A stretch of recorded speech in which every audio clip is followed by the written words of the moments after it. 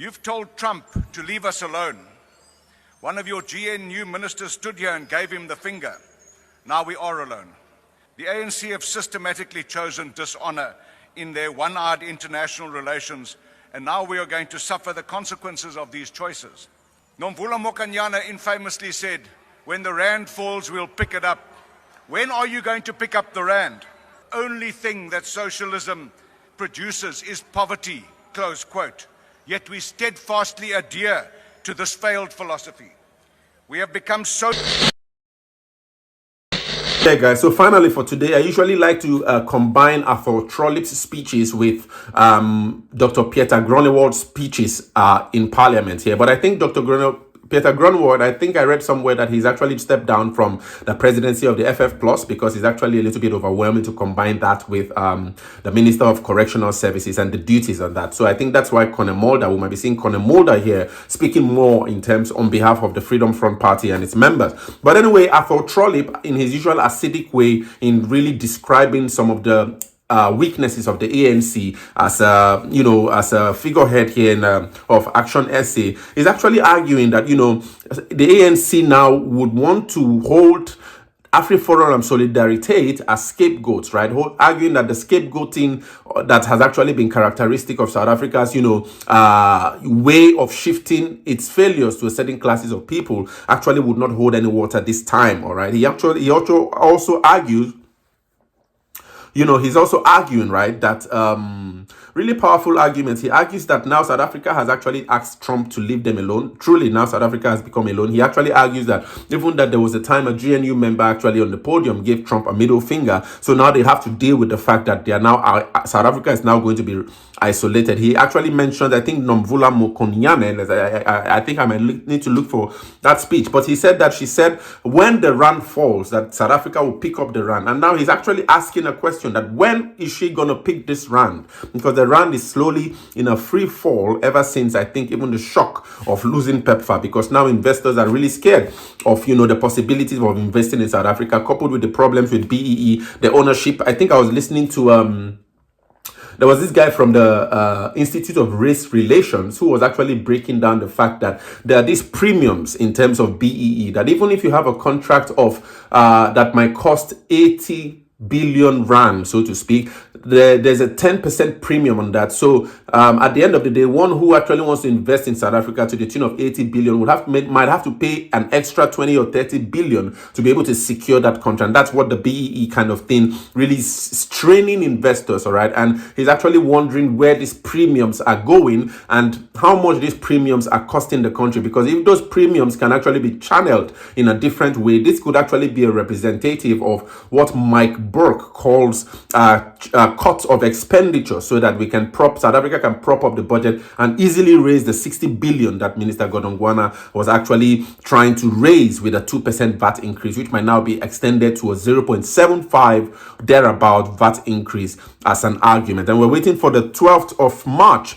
to see the reaction to that presentation when Minister Godongwana finally does that. But anyway, I thought Trollip is actually arguing that, in trying to reference Javier Milei of Argentina, arguing that the only thing socialism produces is poverty, yet the ANC has actually decided to go on with socialism as a way, to govern such a really boisterous nation of entrepreneurs like South Africa. And, he's actually arguing that, South Africa couldn't even balance its budget, but now it has to deal with USAID cuts, PEPFAR cuts, and that the whole thing with BRICS has actually been the disaster, that BRICS hasn't been able to step in to really support South Africa in this really trying. Let's quickly listen to this really powerful, and I like to use this word, fireful speech by Arthur Trollip as he breaks down the difficult times South Africa is actually strolling into slowly, and actually blaming a lot of the ANC policies and the government inefficiencies in this time.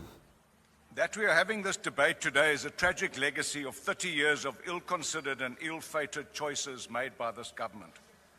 Churchill said about Britain's decision to sign the Munich Agreement in 1938, and I quote, "You've been given the choice between war and dishonor. You have chosen dishonor, now you will have war," close quote.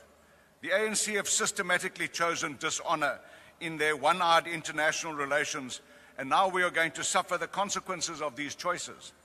Again, the fashionable acronym FAFO springs to mind. You've told Trump to leave us alone. One of your GNU ministers stood here and gave him the finger. Now we are alone. Naledi Pandor did everything conceivable to insult, infuriate, and alienate the USA while she was the Minister of International Relations. Yet she was the first to encourage the government to send envoys as quickly as possible to try and salvage our relationship with the USA. Amazing. Nomvula Mokanyana infamously said, "When the rand falls, we'll pick it up." When are you going to pick up the rand? The president said, "I'd rather be seen as a weak president than split the ANC." Well done, you've achieved both. But look what your philosophy of putting the party first and the country second has bequeathed us. You will blame AfriForum and Solidarité for Trump's punitive executive orders and possible repeal of AGOA. This scapegoating, though convenient, doesn't hold any water. Incidentally, who the hell do AfriForum, Solidarité and the DA think they are anyway? Who granted them SA envoy status to go cap in hand to canvass for the protection of minority rights in the USA? Something that never existed for majorities before 1996.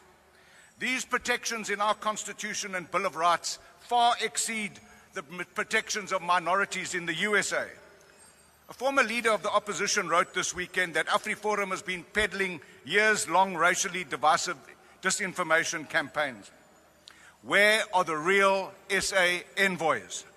Javier Milei recently said at Davos, and I quote, "Argentina faced 100 years of systematic economic failure as a result of taking weak stances on major global conflicts and as a result of having closed ourselves off to trade. We lost practically all international significance.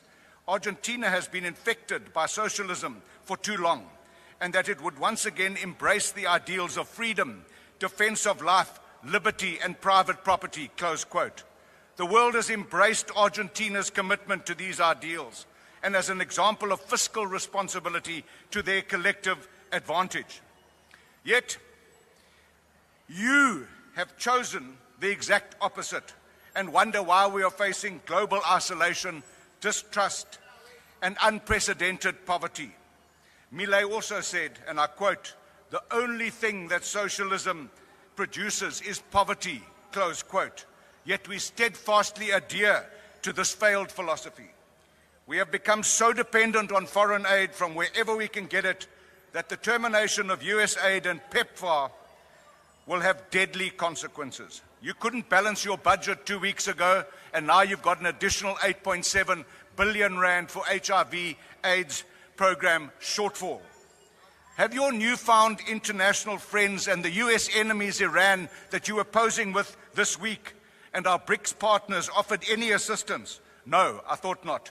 Because they've been beating a path to the Oval Office to ingratiate themselves with the New World Order Tsar. And they aren't interested in our self-inflicted wounds. They will only compound our economic travails and poverty. It's time to reevaluate our so-called non-aligned stance, pick a side in the New World Order, your time or face is now further expired. calamity. Thank you.